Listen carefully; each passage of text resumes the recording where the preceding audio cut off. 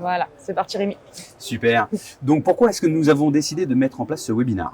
Alors tout simplement, c'est pour vous parler et vous dire pourquoi l'emballage éco-responsable va devenir une norme en France.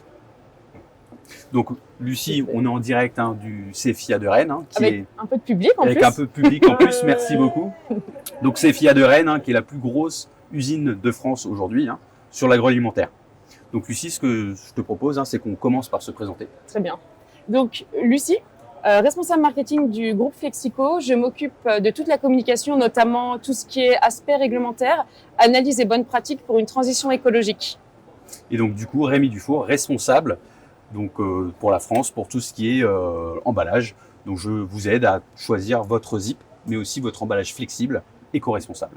Donc le packaging éco-responsable va devenir de plus en plus la norme en France et en Europe.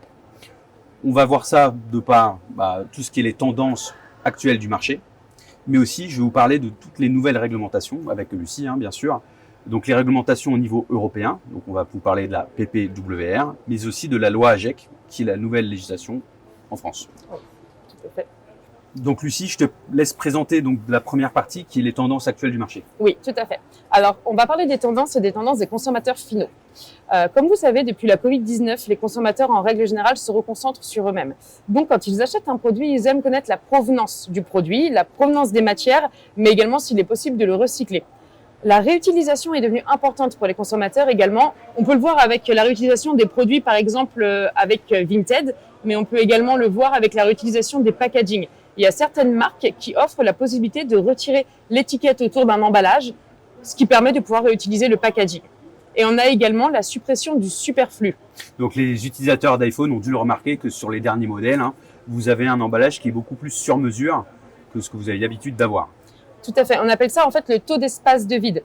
Et jusque-là, c'était une tendance, ça va devenir une réglementation. On nous demande à réduire entre 40 et 50% d'espace de vide ensuite. Donc, les tendances au niveau des emballages. Donc, il y a des emballages... pour l'emballage flexible, on va vous parler que de l'emballage flexible parce que chez Flexico, on est spécialiste de l'emballage flexible depuis 70 ans. Donc, on demande des emballages monomatières, c'est-à-dire en PP, PE, encore en papier, que ce soit des packagings durables, réutilisables et réemployables. L'emballage souple est une vraie mode. Tout simplement parce qu'il est simple d'utilisation, ergonomique, il prend moins de place pour le transport et il y a un gain de poids pour le transport et le stockage, ce qui réduit l'empreinte carbone. Quand on parle d'emballage éco-responsable, on parle de l'emballage en lui-même, donc son cycle de vie, mais on parle également de tout ce qui l'entoure, le transport, la fabrication. Donc ce qui prend part complètement au cycle de vie du produit. Tout à fait. Il y a deux types de façons de produire, donc on va vous montrer deux schémas. Donc le premier, c'est le schéma classique, donc avec l'extraction de matières premières, une extraction dite classique avec une production également dite classique sans prendre en considération l'environnement ou comment on pouvait produire de façon plus verte. Une consommation de la part des consommateurs où ils ne savaient pas réellement quoi faire de l'emballage. Et après, la fin de vie du produit où il était jeté, soit enfoui, soit incinéré pour une valorisation énergétique ou trié si cela était possible. Il y a une nouvelle façon de voir les choses avec une nouvelle façon de penser. C'est-à-dire qu'il faut une éco-conception de l'emballage. Donc, la matière utilisée, s'il est recyclé, s'il est biosourcé, une conception plus verte de la chaîne de production. La bonne façon de produire les choses. Tout à fait. La consommation de la part des consommateurs qui aujourd'hui est beaucoup plus raisonnée. On a vu avec la Covid-19 et on se pose toujours des questions sur comment réutiliser le sachet, la vie du sachet, la durée de vie du sachet et également donc la fin de vie. Il y a des filières de recyclabilité, il y a des actions qui sont mises en place par l'Europe, par la France pour pouvoir recycler le produit, pouvoir le réintégrer dans d'autres produits ou encore le recycler dans d'autres emballages. Donc ça reste une vision idéale que l'on doit mettre en place collectivement pour justement améliorer l'environnement dans lequel nous vivons. Mais il y a aussi l'État, donc au niveau de la France, mais aussi au niveau européen, qui va nous pousser, grâce à la mise en place de nouvelles législations, vers un emballage plus éco-responsable. Donc notamment, je vais aborder la nouvelle législation, qui est la PPWR, donc, qui est l'acronyme pour le Packaging and Packaging Waste Regulation. Donc cette réglementation a pour objectif de réguler les déchets d'emballage et d'accélérer bien sûr la transition vers un modèle d'économie plus circulaire. Donc il y a plusieurs dates. Donc initialement, c'est le Parlement européen qui a voté pour le PPWR en novembre 2023. Le Conseil européen a, lui, voté suite donc, au vote du Parlement en décembre 2023, mais suite à un désaccord entre ces deux entités, il y a eu donc une nouvelle mouture qui a été vue et donc qui doit être votée avant avril 2024. Alors, pourquoi avril 2024 ? Parce qu'en fait, tout simplement, on va revoter pour un nouveau Parlement. Et donc, si la loi n'est pas passée avant cette date, on risque de repartir de zéro, quelque part. Ou revoir des modifications apportées à cette PPWR. Donc, la PPWR, c'est quoi, Lucie ? Alors, la PPWR est constituée des 4 piliers. Le premier pilier, c'est la recyclabilité. Le second pilier, c'est le recycler. Le troisième pilier, c'est le réemploi et la réincorporation. Et le quatrième pilier sont les exemptions. Je te laisse voir pour le premier pilier, Rémi. Donc, le pilier de la recyclabilité. Donc, le pilier de recyclabilité, je vais vous demander de retenir juste 2 dates. 2030 et 2038. Donc, 2030, pourquoi ? Parce que normalement, d'ici 2030, plus aucun emballage non recyclable ne pourra être mis sur le marché. Mais en 2030 aussi, un emballage devrait être recyclable à minima de 70%. Et en 2038, ce même emballage devrait être recyclable à minima de 80%. Afin de connaître le taux de recyclabilité d'un emballage, en France, il existe un outil qui s'appelle le Triciteo. Le Triciteo est disponible sur citeo.fr. Vous voyez le lien dans la présentation et vous l'aurez si vous récupérez la présentation après. Celui-ci, lorsque vous mettez toutes les informations de votre packaging dans cet outil, il vous donne automatiquement le taux de recyclabilité. Donc bien sûr, pour adhérer à cet outil, le Triciteo, il faut être adhérent de Citeo, bien sûr. Tout à fait. Donc, si on parle de recyclabilité, si par exemple vous aviez un emballage aujourd'hui avec une pâte autocollante, il faudra voir si ce sachet sera vraiment recyclé à la fin de sa vie. Donc si l'on regarde aujourd'hui, malheureusement, si vous avez une pâte adhésive, il ne sera pas recyclé. Donc il vaut mieux regarder pour mettre en place un sachet avec un zip. De plus, si on parle de recyclabilité, parce que il y a aussi des taxes à payer, l'État français s'est engagé pour mettre en place les filières de recyclabilité pour le polypropylène d'ici 2025. Et elles existent déjà en France pour une partie du pays pour le polyéthylène. Tout à fait. Je te laisse aborder le deuxième pilier ? Oui, tout à fait. Donc le second pilier est le recycler. La PPWR indique que les emballages mis sur le marché d'ici 2030 devront comporter 35% de matières recyclées post-consommateur et d'ici 2040, 65% de matières recyclées post-consommateur. Lorsqu'on parle de ça, on parle des emballages qui n'ont pas de contact sensible, c'est-à-dire qui ne sont pas pour le contact alimentaire ou médical. Pour cela, il y a un taux actuellement, il y a des taux, c'est encore en pourparlers. Le taux, c'est entre 7,5% et 10% de matières recyclées pour les emballages. À savoir qu'aujourd'hui, la PPWR indique que ce sont des recyclés mécaniques, c'est-à-dire que ceux-là n'ont pas de contact alimentaire, n'ont pas d'aptitude au contact alimentaire. Donc, il y a une discussion au niveau de l'Europe parce qu'il y a un désaccord sur le fait d'utiliser du mécanique pour l'emballage alimentaire. Donc, il serait peut-être possible, c'est encore en discussion et ça sera mis en place d'ici quelques années, pour utiliser la matière biosourcée dans les emballages primaires, c'est-à-dire ceux qui touchent le produit, Donc cela peut être une seconde option uniquement si l'emballage recyclé ne pollue pas le produit. Merci beaucoup. Alors pour le réemploi, je vais vous parler déjà des définitions du Code de l'environnement. Alors je vais la lire. La définition, c'est le réemploi est toute opération par laquelle des substances, matières ou produits qui ne sont pas des déchets sont utilisés de nouveau pour un usage identique à celui pour lequel ils avaient été conçus. Pour aller dans le réemploi, donc en fait, le réemploi, on va vous donner un exemple, une concession automobile, une concession ou un fabricant automobile qui met des pièces automobiles dans un sachet. Il est possible d'envoyer donc ce sachet pour toutes les concessions ou les magasins, et ces responsables de magasins et de concessions peuvent renvoyer le sachet à la concession. Il y a beaucoup d'envois dans ma discussion. Mais en fait, c'est tout ça pour vous dire que quand on renvoie le sachet, il peut être utilisé pour la même utilisation, donc c'est du réemploi. Et à partir de là, donc, l'emballage est réemployable. Mais il y a 2 cas de figure où, en fait, vous serez exempté de réemploi.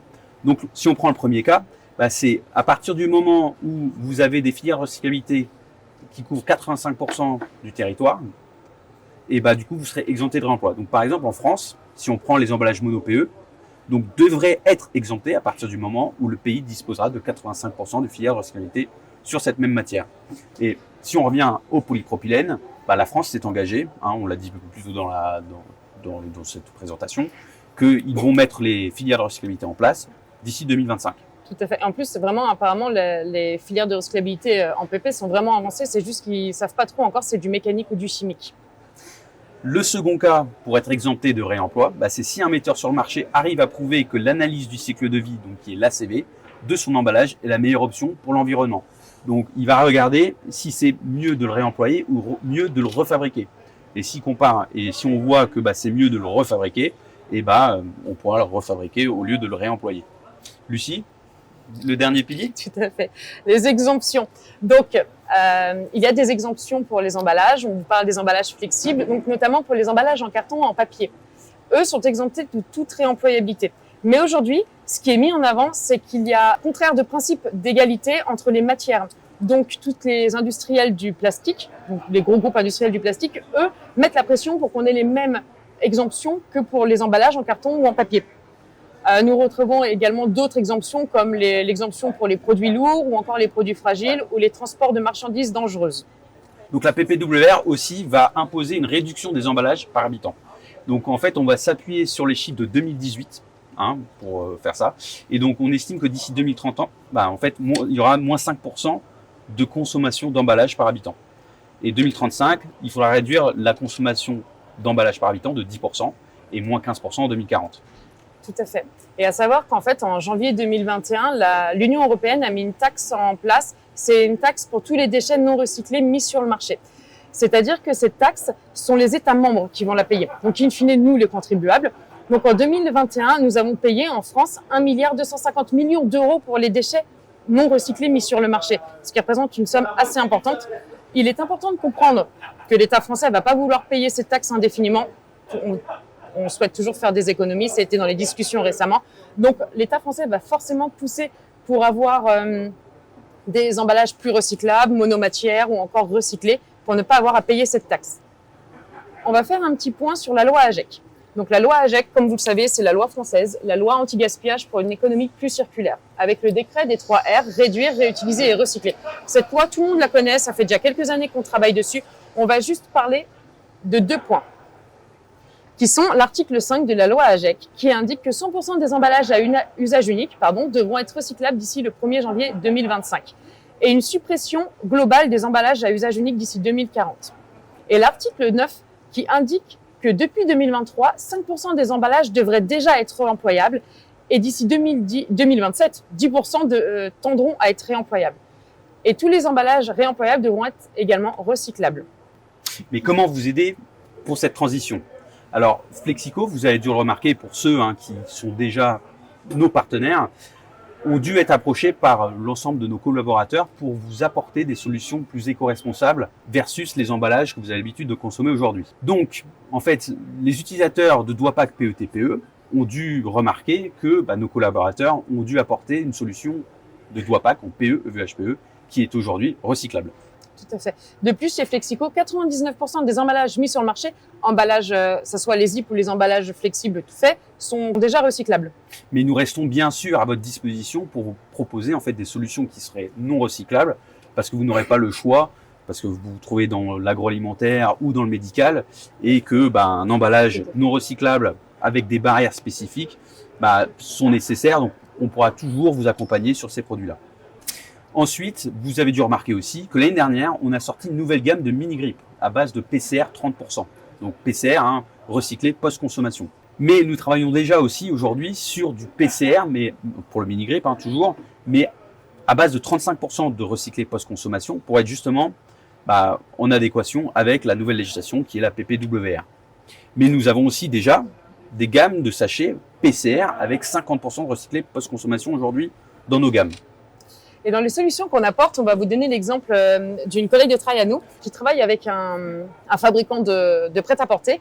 Et en fait, elle lui a trouvé une solution complète pour pouvoir emballer, réemployer et recycler. En fait, c'est simple. Ces fabricants de vêtements envoient dans ces magasins les vêtements. Déjà, ils utilisent des sachets plastiques pour une meilleure protection du contenu. Ces sachets sont recyclés à hauteur de 30% parce qu'ils utilisent des mini-grippes avec un zip.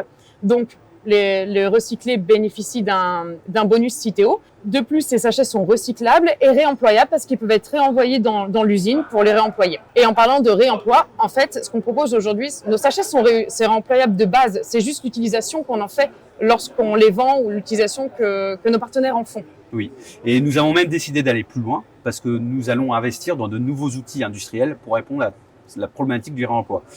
Car nous souhaitons réutiliser nos déchets donc, industriels pour les rebroyer et les remettre au niveau de la production pour recréer de nouveaux produits.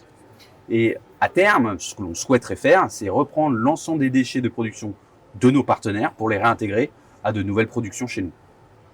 Donc pour conclure, en quoi l'emballage éco-responsable est un enjeu pour l'avenir en France? Rémi, je te laisse y répondre. Merci. Oui, donc nous sommes bien conscients que l'emballage éco-responsable aujourd'hui représente un certain coût. Mais grâce à l'ensemble de la nouvelle législation et les lois qui vont venir grâce à l'Europe et à la France, que les prix de production, les coûts de fabrication seront tirés vers le bas. Donc à terme, normalement, cela va aider les petits fabricants, utilisateurs d'emballage d'avoir des prix beaucoup plus concurrentiels. Et à terme, bien sûr, ça comme but final d'améliorer en fait l'environnement dans lequel nous vivons. De plus, la PPWR va nous aider à mettre un pas dans la CSRD, qui est une RSE élargie, qui se dit la Corporate Sustainability Reporting Directive. Donc, si on vous donnera plus d'informations sur notre site, mais en fait, c'est une RSE élargie, on n'aura pas le choix de se mettre dedans également. Donc, nous allons maintenant passer aux questions. Alors, on va demander aussi au public autour de nous. Oui. Est-ce qu'avec la PPWR, il n'y a pas un risque de manque de matières disponibles sur le marché, notamment de matières recyclées, voire incorporées? Alors, en effet, la question se pose. C'est pour ça aussi que le biosourcé peut être dedans, mais elle se pose pour le recyclé mécanique.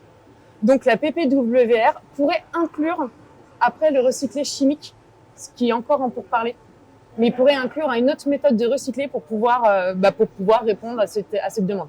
Actuellement, il n'est pas possible effectivement d'utiliser du recyclé chimique pour répondre aux questions notamment de contact alimentaire des emballages qui intègrent du recyclé. Non, la PPWR n'indique pas le fait d'utiliser du recyclé chimique, mais juste du recyclé mécanique. Sans aptitude au contact alimentaire de ce fait-là. Merci.